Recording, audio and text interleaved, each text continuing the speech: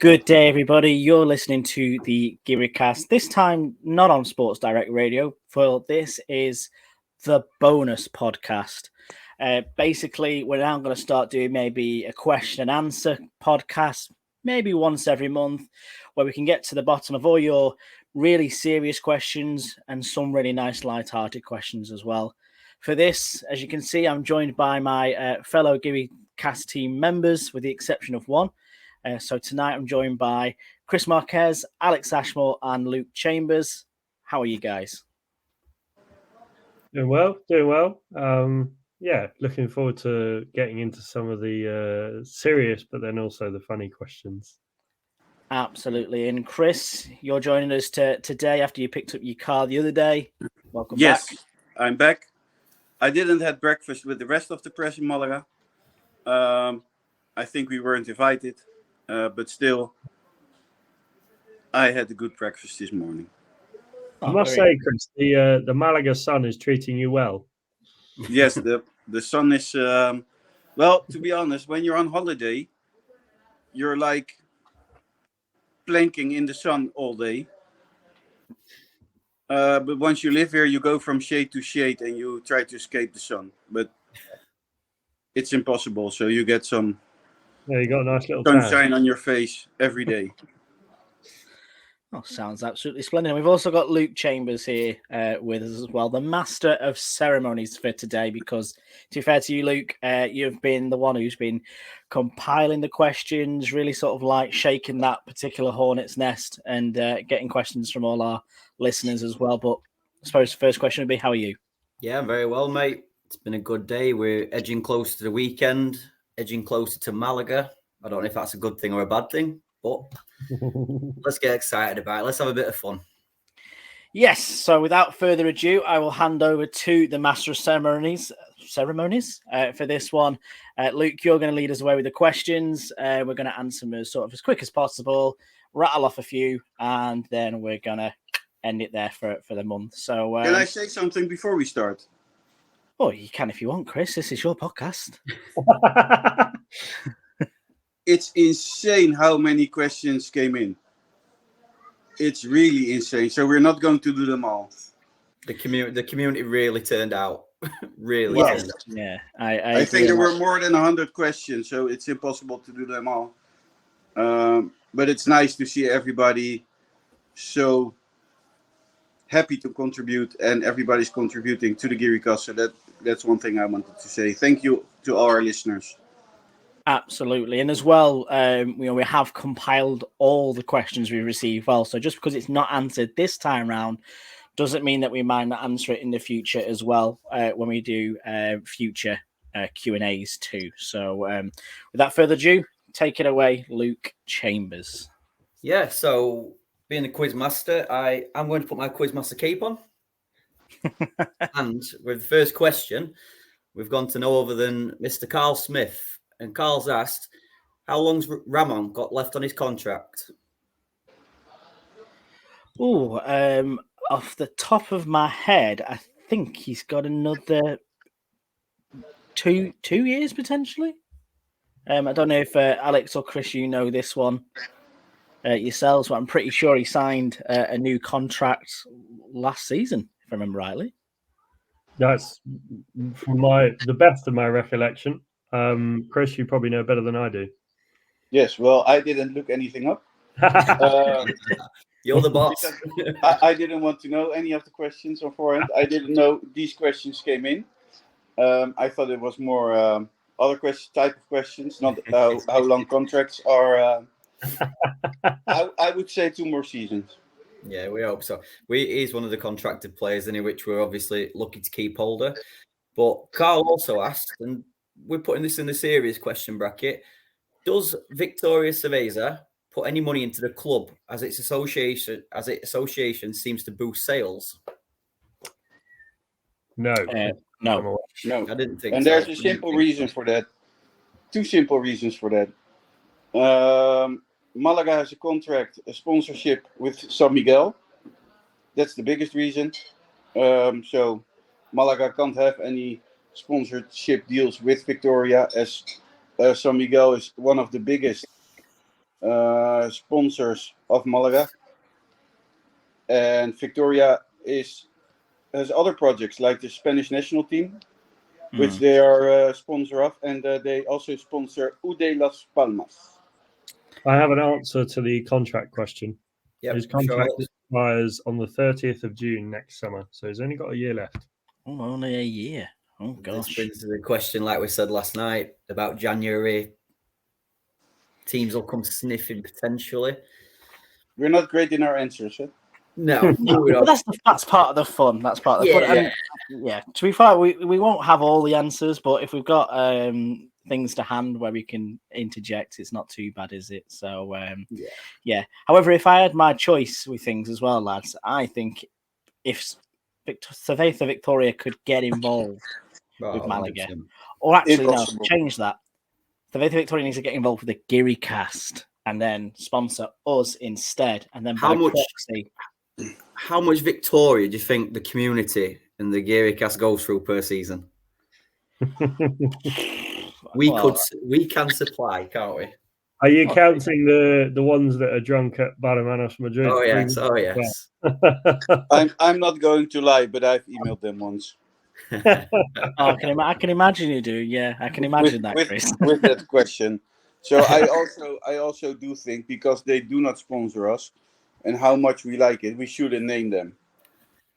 Yeah. No, but we will. We will. And So moving on. And Luke always has his video. And basically, we're not even allowed to name them. We'll have to cover up. Yeah. All right, so moving on, we've got another friend of the podcast, Luke White, and he's asked several questions. The top one being, what's more useful, Roberto or a chocolate teapot?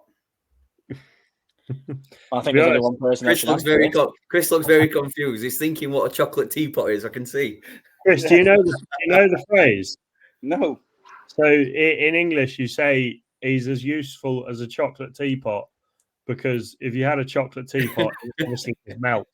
Yeah. So what's more useful, Roberto or a chocolate teapot? In my head, I'd rather have a chocolate teapot, because at least then you have chocolate when it melts. And if you remember, Alex put Roberto in his starting lineup.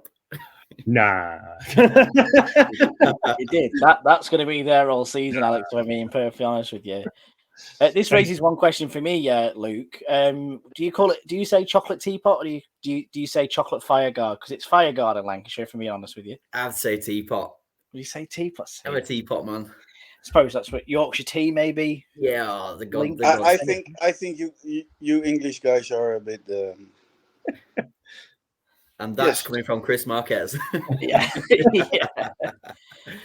I suppose depends how seriously we take the question, because, to be honest, we know a chocolate teapot isn't good at containing tea, but is Roberto good at containing tea? You know, he might be better as a teammate than he is as a footballer. So I didn't think he was that bad last weekend. He wasn't good, but in the second half he scored a goal. It was offside. But he was more dangerous than Dione, I guess. Yeah. Can I refute that, Chris? Because I remember during the live stream receiving a certain text message on. Yes, that was the first half. But his second half was way better. What was it? We are expletive, 4-letter expletive, beginning with S. Take Roberto out, please. I don't want to hear any more Roberto nonsense this season.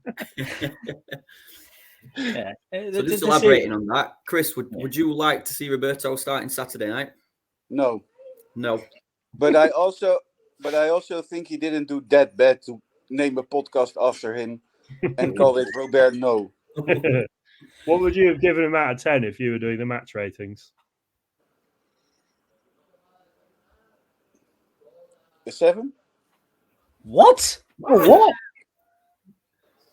I think you didn't watch the game, did you? You weren't watching the game at all. Yes, I was. Folks, off air, we were just talking about how the sunshine's getting to Chris. No, but this is an example. Yeah, drinking during the day isn't suiting you, Chris. Second half. I didn't see him in the first half, but I think he was pretty okay in the second half. Right, so swiftly moving on. Another serious question also from Luke. He says, do we think Pellicer is the right man to see us through this period? Has he got the right qualities to take us up the league rather than being mediocre mid-table? We'll start with Nick. I genuinely think he is the manager to take us forward. I think he's shown in glimpses at the back end of last season his qualities in terms of getting results. I think he's building something this season as well. I know that the recruitment isn't really his part, but he seems to be having some kind of say in it, which is good. But for me, we can't keep chop changing manager. It's not brought success. So let's go the other way. He's about to become the fourth most ranked manager for manager in terms of game time. I think he's just taken over Antonio Tapia and popped him into fifth. He's only 2 games behind Javi Garcia. So he's decent. He's a long-serving manager. And I think if you give him the project and he gets to blood in the youth like he likes to, then yeah, I think we will have a manager that takes us up towards the top end of the table. I think if you ask the question differently, would he be the head coach by Laurent's choice? I would say no. Because I don't think Laurent would have chosen him as the manager of Malaga. I have my doubts. About Pellicer. But on the other hand, you can't, I don't know, judge him on last season. No. Because last season when he came in, everything was a mess and he got them playing. And we are just 1 match in, so I don't think it's fair to say yes or no. But I have some doubts. I don't think he's a bad manager, but I don't see in him a manager who will get you promoted. Do you think Laurent would have chosen a manager who's maybe more experienced is the wrong word, but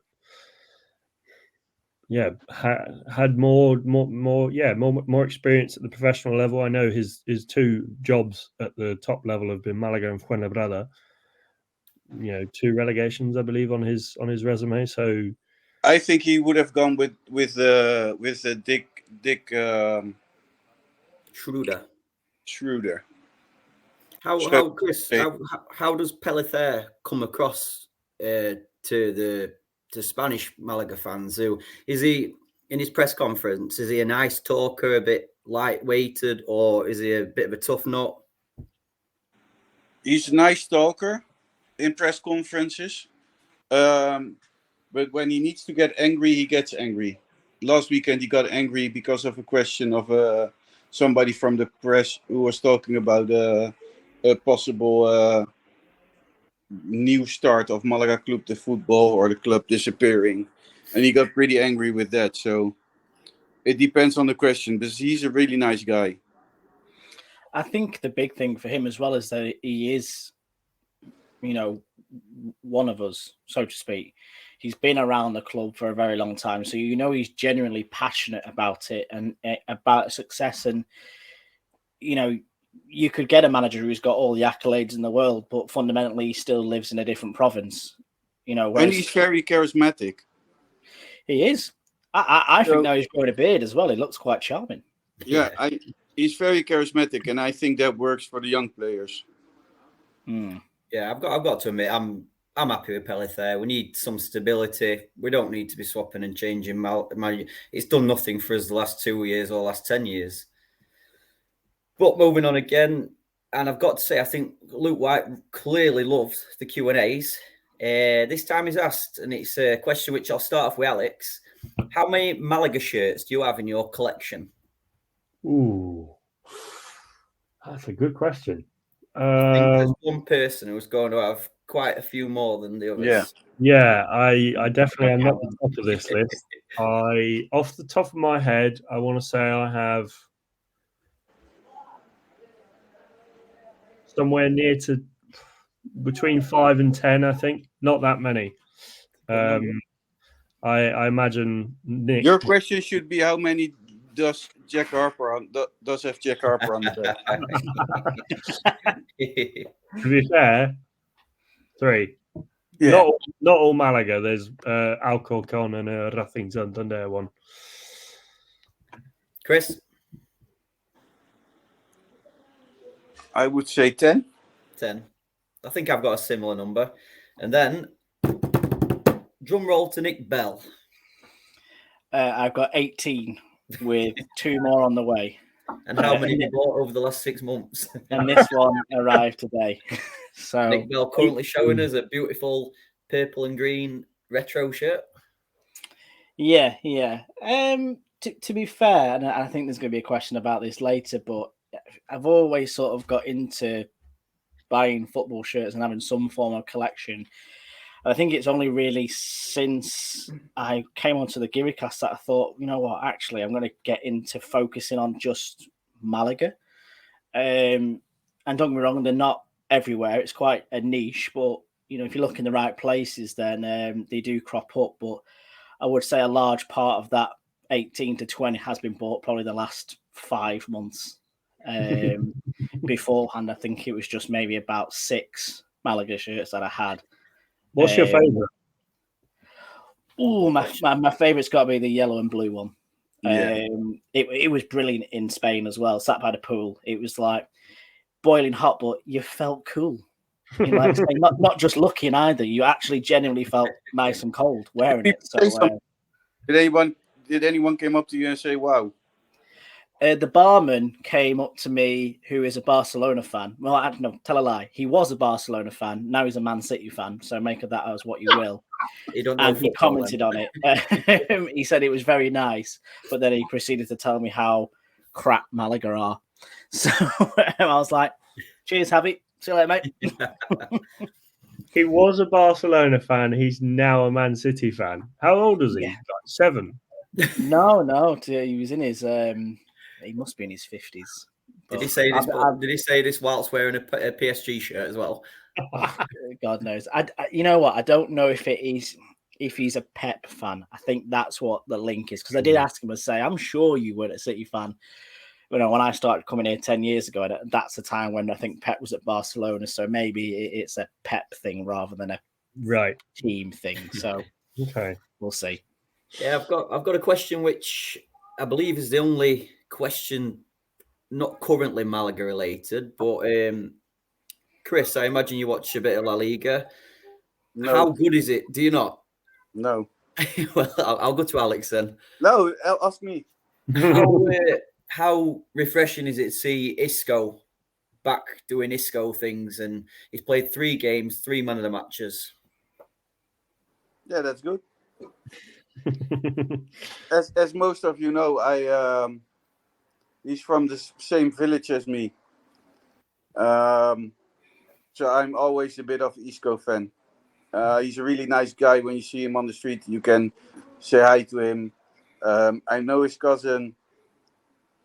He's a nice guy. He is from Benalmádena now. So yes, I have a little crush for Isco. But on the other hand, he went to Sevilla. He went to Betis. I don't know. You could have chosen other teams to play for, I guess.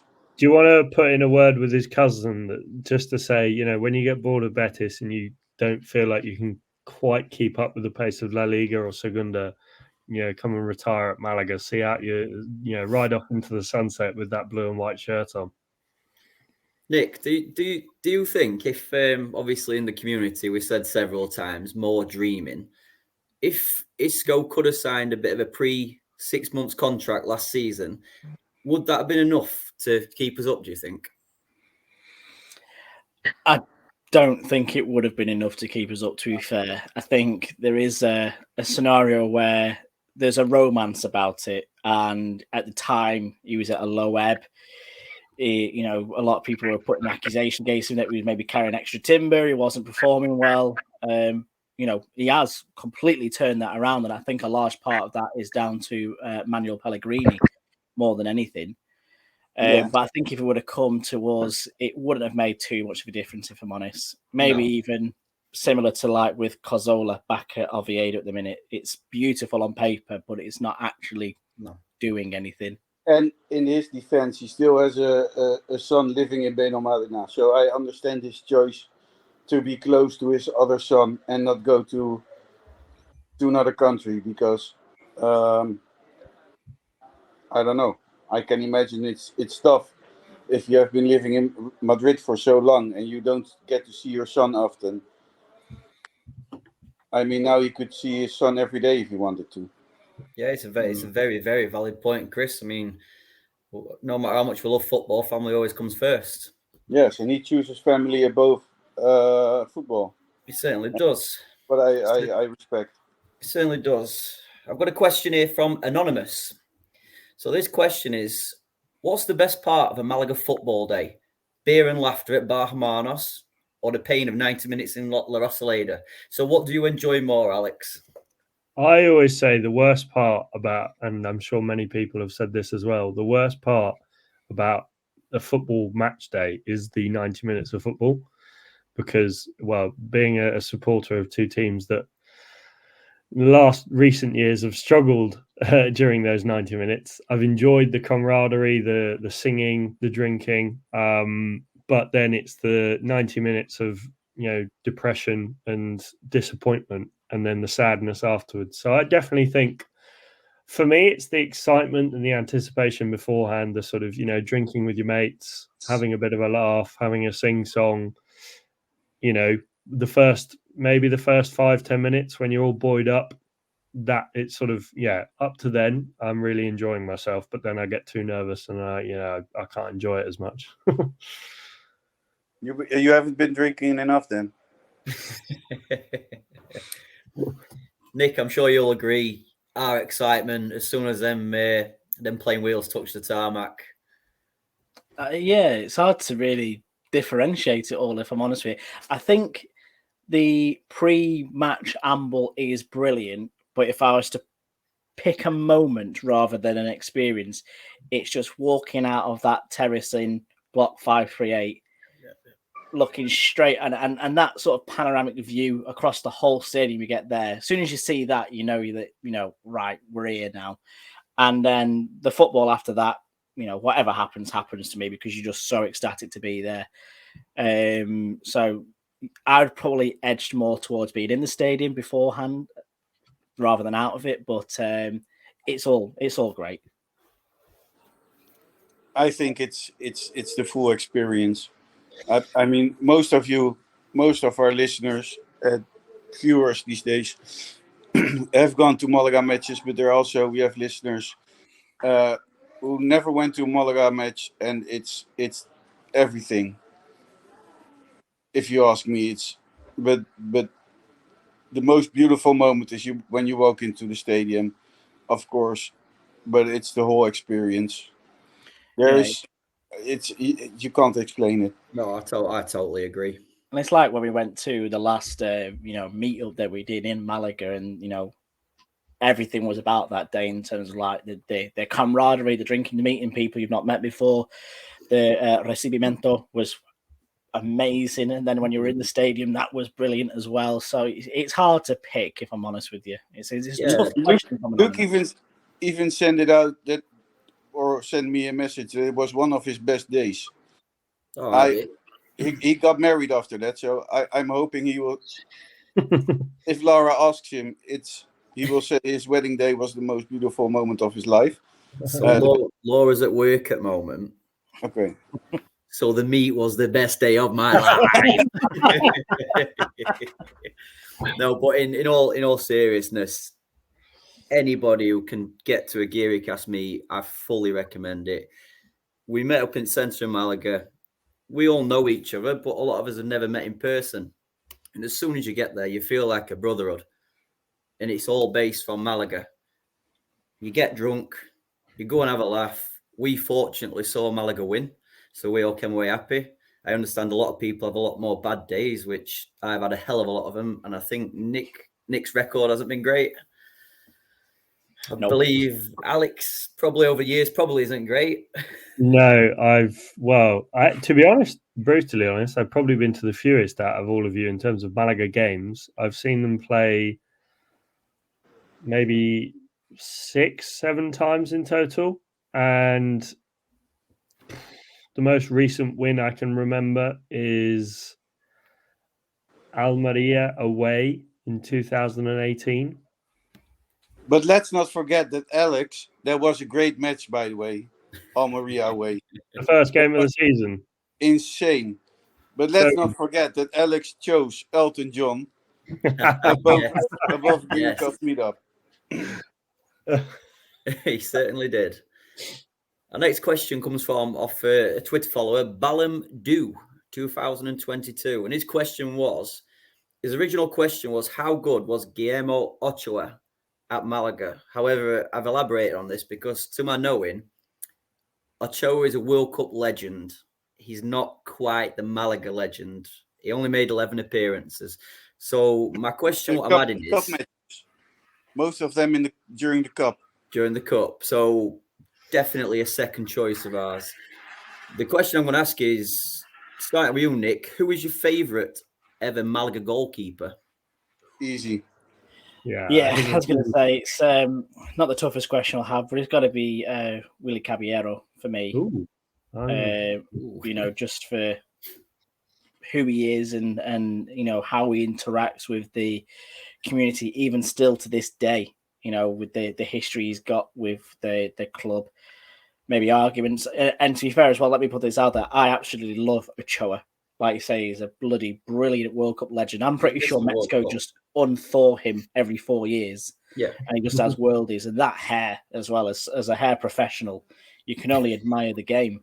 But yeah, to the other end of the hair spectrum, Willy Caballero is definitely up there for me. As one of the best goalkeepers ever, I would go as far to say. As a hair professional, doesn't your company do sponsorships? do, but mainly of hair shows, if I'm being perfectly honest with you, Chris. Kind of goes hand in hand. Because the gel in Spain is horrible. So I could use like some hair products.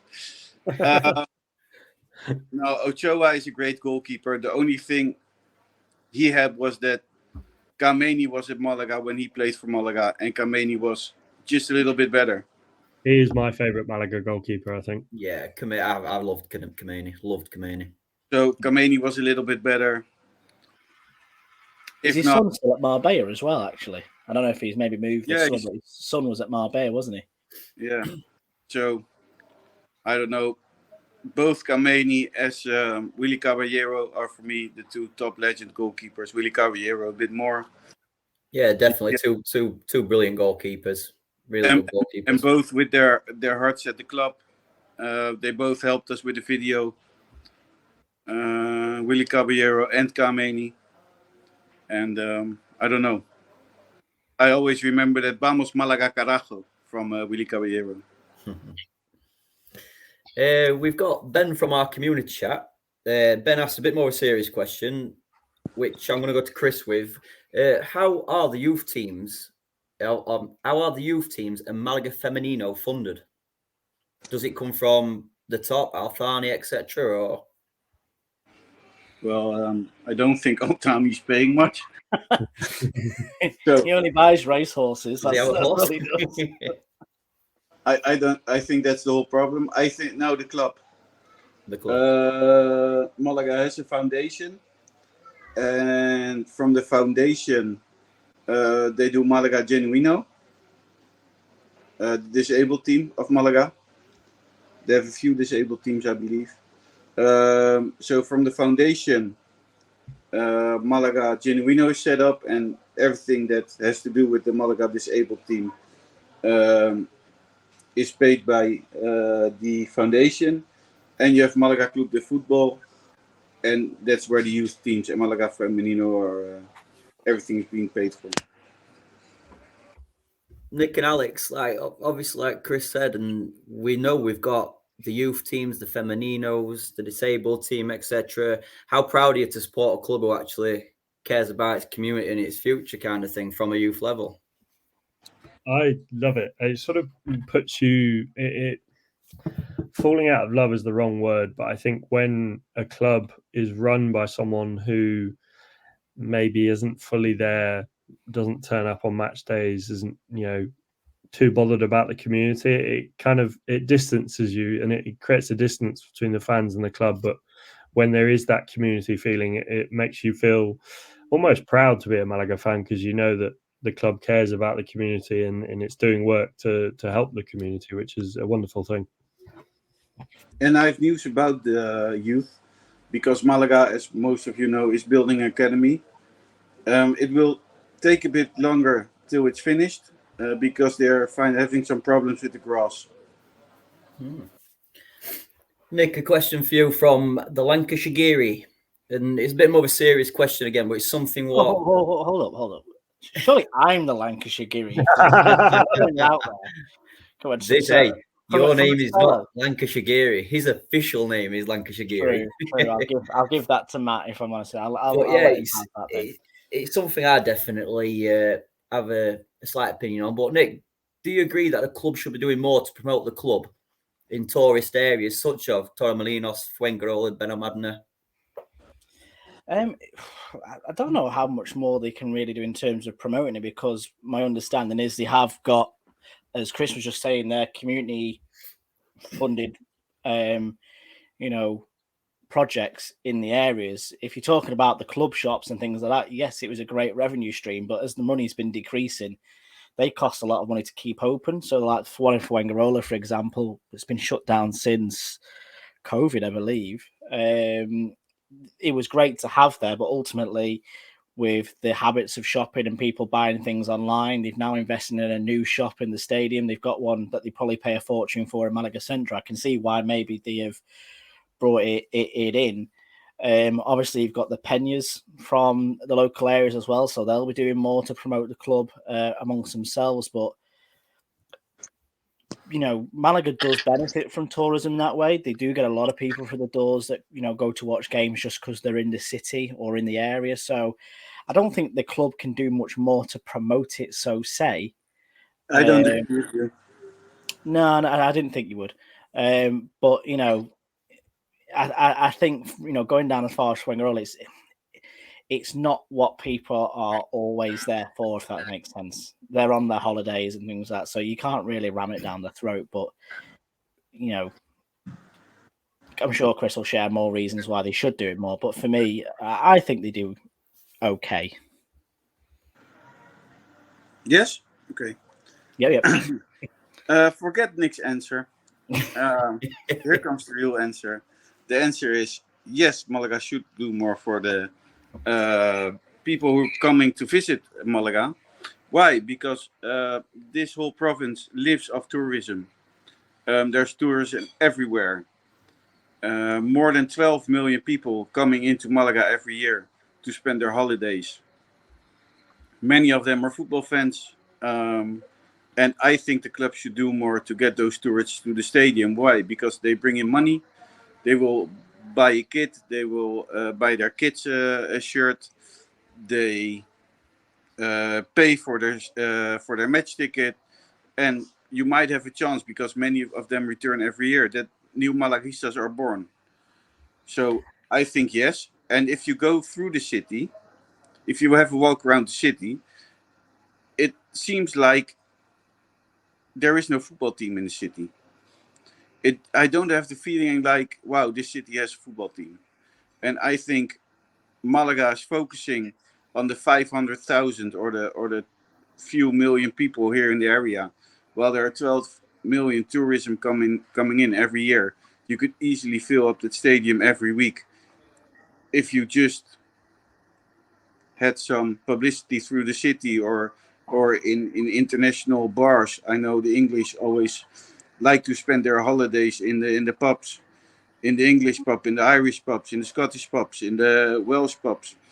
So I don't know.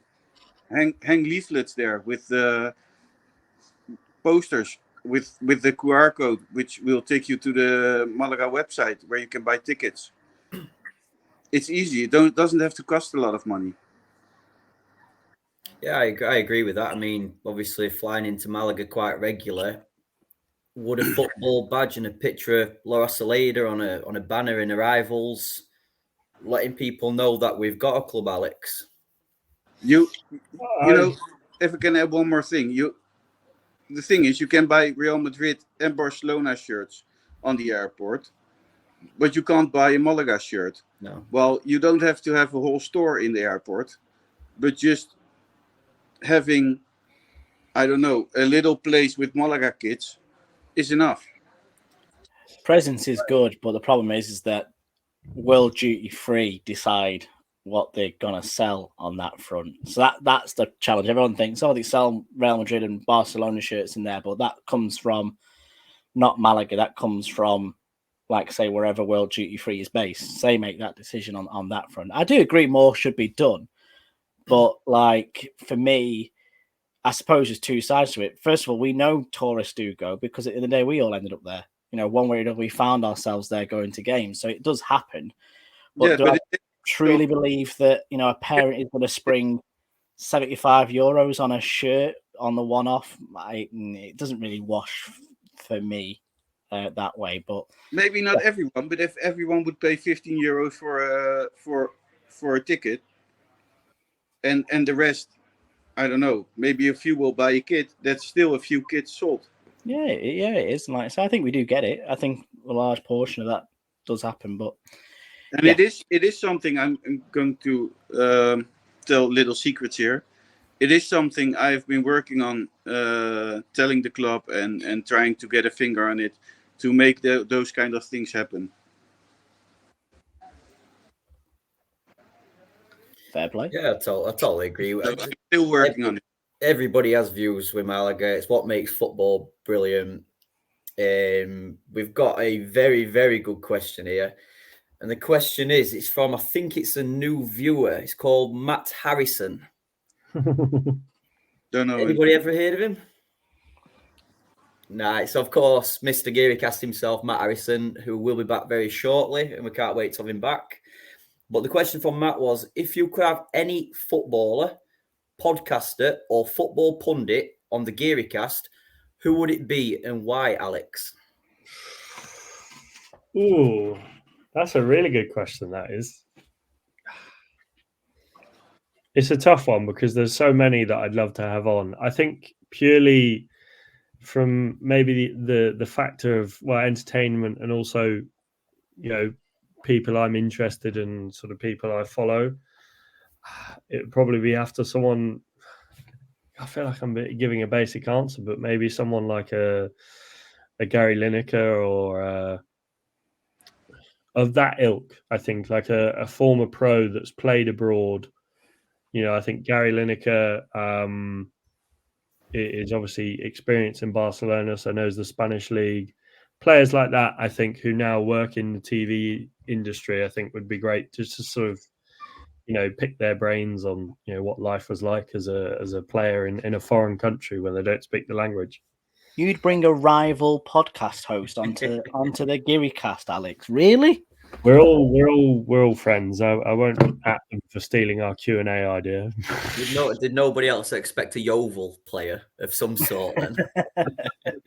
Chris, who would you want to be, mate? If you guys want, I can ask Josh Staunton, the Yeovil captain, if he wants to come on. No. Right. We're okay. If we don't need to, no. Is that the one you played cricket with? Yes. Yeah, your dad keeps sending that to me. If I had to pick two, I would pick two opposites. I know it's one, but I'm picking two. The first one is Guillem Balaguer. Why? Because that man is showbiz. Yes. It's the smile. It's the way he is. I don't know. He's making of football entertainment and showbiz all in once. When he is in front of the camera, that smile, that the way he talks, he's pure showbiz. I really love that about him. Always have that nice showbiz smile on his face. And then the opposite, Graham Hunter. Yeah.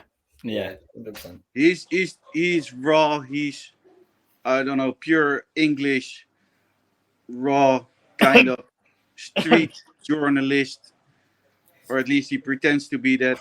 What up? He's British. He's British. I'm with you, Chris, as well. They would be two of mine, definitely. I'm Dutch, so I'm very sorry, but we see an ocean, and everything on the opposite of the ocean is to us is all the same. I know to everybody else that's different, but for me it's hard to recognize people by their voice or anything. So I'm sorry if I have hurt anyone's feelings, but Graham Hunter, just because he's the opposite.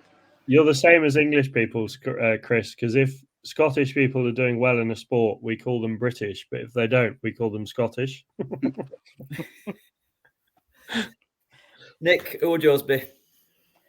You guys have made some great suggestions there, to be fair, so I'll try and go a little bit different. I absolutely love the TSFP boys, and I know you were going to say Phil. The most beautiful man.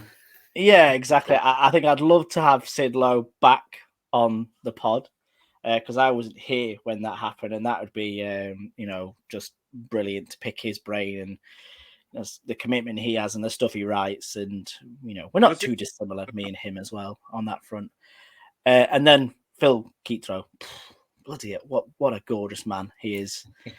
I think it'd be great to have those two on just to share their thoughts about maybe, like you say, living in Spain from a moving abroad aspect and migrating over here, working in football in Spain from a British person's perspective, and obviously their thoughts on what's going on at Malaga now as well. Even though they both have got a soft spot for Cadiz, so maybe that would be a bit of conflict of interest.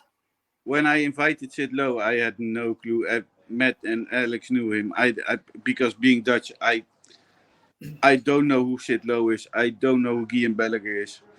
He's so every time a La Liga legend. Talking to one of them, I thought but they're pretty something in the UK, right? I don't know. Well, if you ever get talking to Paul Henahan at Bahamana, I'm sure he would tell you all about Sid Lowe because he is an ultimate fanboy. Yeah, he really, to be fair, he's probably a bigger fan of TSFP than I am on that front. So I don't know. Of course, we had Sid Lowe on the podcast, and I spoke to him a few times about the Guiricast and things we were doing. The same for Guillaume Balaguer, who was nice enough to the fundraiser we did for Ukraine to be one of the first to say yes. And we worked together with him and his team because there's a whole team behind Guillaume Balaguer, and they both were wonderful. So, but to me, those both names doesn't mean anything to me. No. And what I think that Matt would like, in answer to that question as well, I'd like Andrea Orlandi, just because watching him on La Liga TV he's brilliant as well, as far as like looking at ex-professionals who have become media pundits. There's a lot of people in the UK that have done that pretty well. Some might argue some that haven't, but him and his insight on the Liga TV is just brilliant. And he's also ex-Blackpool. Can I ask you guys why you don't try and get them on here? Because I'm sure we can fill a show with anyone. I know someone said yes to us, but it's a very, I don't want to say his name, but you all know who it is. Someone said yes to us, and he was named by one of us, said yes to us to do a show with us, but very busy. So that's still coming, and we're still waiting for him. Yes. We're still waiting for him. But that still has to be done. Why don't you guys invite someone? Let's do it. Let's have a little look offline and see what we can put out for more bonus content on that front. I reckon it'd be a good shout, Chris, if I'm honest with you. Definitely. Something to think about. But the final question for this evening is, and I'm going to take the mantle. It's a question from myself. So I'm going to ask you if you could bring back 3 former Malaga players for this season, who would you pick, Chris? From any era. Okay. Willy Caballero, Jeremy Toulalan, and Dario Silva. Great players. Alex? Oh, I would go with Carlos. No, actually, no. I'm happy with Herrera for this season. Di Michaelis at his peak, though. Obviously, I feel like he wouldn't be able to play 90 minutes of football right now. I would then go Isco, and up front, I would choose Julio Baptista. The beast. Nick? I'm going to go just for the most beautiful midfield trio ever, and that would be Jeremy Toulalan, Santi Cazorla, and Isco. And that would make a team. That would make a great team. For myself, it'd be Isco, Ignacio Camacho, and if I could really roll back his career, I would love a prime Ruud van Nistelrooy. That'd be lovely, that too. Although he didn't score much for Malaga, but he was very important in the dressing room. He was. And that wraps us questions up. But like Nick says earlier, everybody's question who wasn't on tonight, keep them coming to us end of the month. I think we're going to try and make this a regular thing, guys, towards the end of the month. Yeah, I think we were saying that we were going to try and get the first Friday of every month, we'll have a special bonus pod for a Q&A. So, get your questions to us throughout the month and we'll hopefully be able to answer them all by the time we get to the end of the season. But, it's been quite good, hasn't it, lads? It's been very good. Yeah, it's been fun.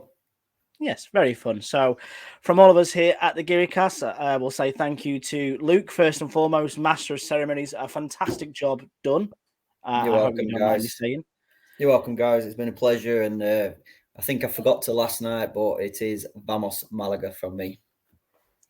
Vamos Malaga from Luke. And Chris and Alex, once again, thank you very much for making time to join us for this special pod. Thank you very much. Yeah, it's good to have Chris back after his car shenanigans. I will send pictures later. of the car. Yeah. What type of car is it? It's a Nissan Qashqai. The Giri bus, as it's now known. Yes. So we'll be getting lifts off Chris up and down the coast before we know it. But thank you.